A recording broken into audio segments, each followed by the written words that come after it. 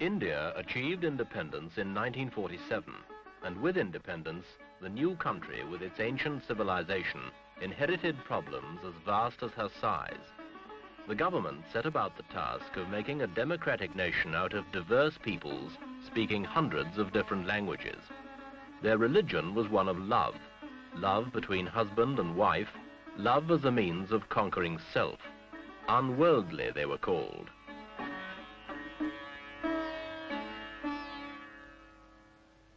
But they were united in their patriotism for Mother India, and some of India's harshest problems began to yield. One problem, the most serious, did not. The problem of Muslim versus Hindu, of Pakistan versus India. This week, Echo looks at the dangers of the confrontation between India and Pakistan.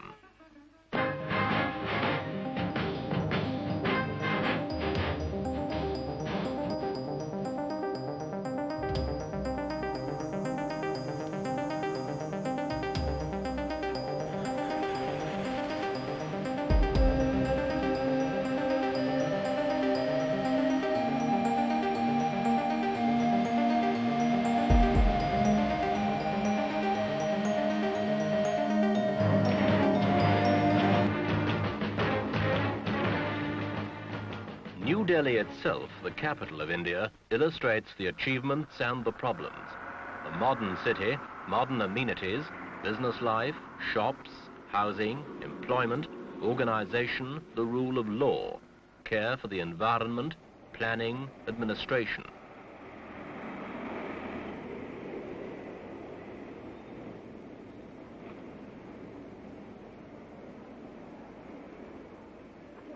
The old ways of life are coming to terms with the new. Overpopulated still, but India has made headway in controlling a disastrous rise in the birth rate. Indian farmers are taking to new ways. Miracle rice and wheat are beginning to feed the stomachs of a country that contains nearly 15% of the human race. The effects can be seen. Things are better.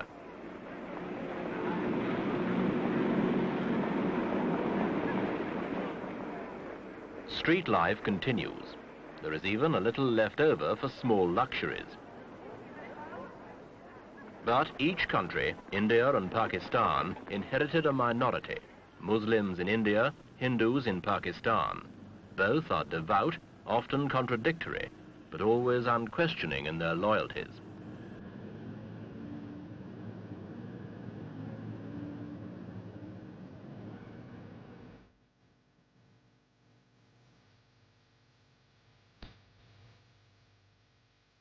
The Ganges, the sacred river of the Hindus, contains along its banks the continuing history of Hindu architecture and of Hindu devotion.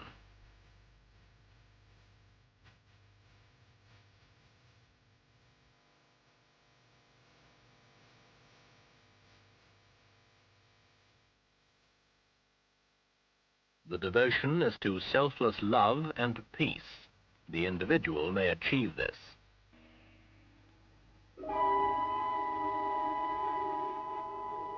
Others have war and hatred brought to them. A new terror has come. East Pakistan, where these refugees come from, rose against the West Pakistani government and declared a separate state, Bangladesh. The supposed domination of a government 1,000 miles away was resented by the East. West Pakistani forces were ordered to take over. Muslim fought Muslim.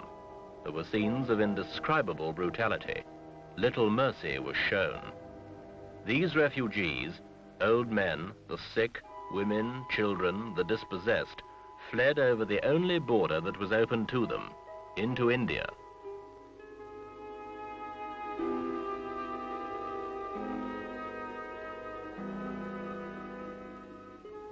They cannot go back.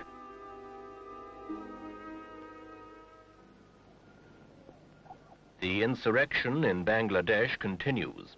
These are highly trained professional soldiers. They wear the uniforms they wore as Pakistani regulars, minus the rankings. If captured, They are under automatic sentence of death. They are fighting for Bangladesh. West Pakistan is anxious. Bangladesh guerrillas sank 4 Pakistani supply vessels in 1 week. Reports indicate little cooperation from the East Pakistani people. West Pakistan suspects Indian influence, even penetration by spies and agitators.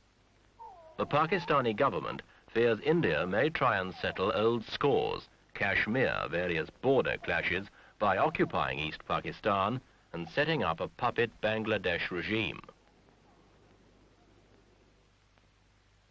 Pakistan's President Yahya Khan keeps his eyes on the Indian border. Well, I'm watching it with great patience. And I'm warning the world that if they have any idea of taking a chunk of my territory in East Pakistan and think this is not war, let me warn you, and I warn the world, that this will mean war, an overall war, which I hate, I don't like. But for the defense of my country, I must then fight an all-out war. And that will mean war here in West Pakistan. How close are you to war with India? Very near it. In India, support for Bangladesh stems from hopelessness in the face of over 8 million refugees, Calcutta alone accepting 250,000 in 48 hours, and the wish by a minority to invade East Pakistan, return the refugees, and avoid an almost insuperable problem for India herself.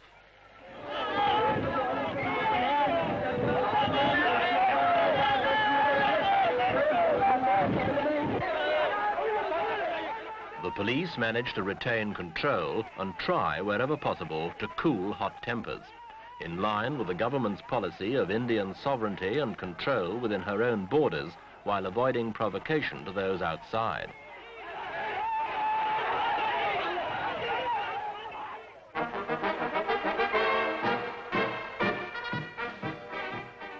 But if the situation gets out of hand, the Indian army is more than an exercise in skilled horsemanship. This army derives, like that of Pakistan, from the British Army.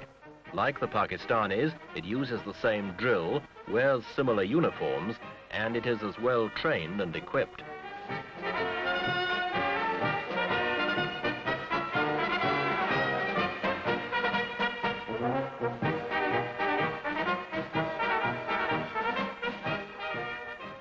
Should these two forces meet in combat, it will not be with ceremonial pomp. The pent-up anger and frustration of 20 years' struggle for national pride and development, the old issues, real or imagined, between Hindu and Muslim, Pakistani and Indian, would be likely to produce a spectacular clash which neither country could afford.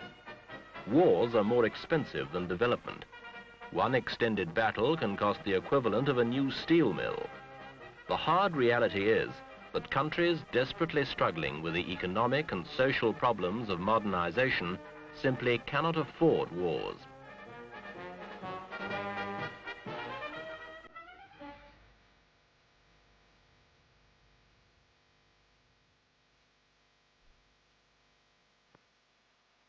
Civil war in East Pakistan. Crisis in the subcontinent. The tension has spread. Allies of the two countries have tried to intervene. The signs have been ominous. Alongside modern technology, however, there remains patience, perseverance, hereditary skill. These old virtues may yet shape a new world.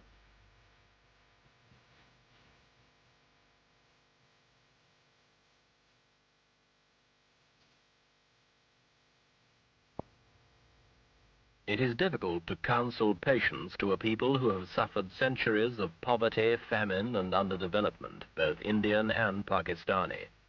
An outburst of frustration would not be hard to understand.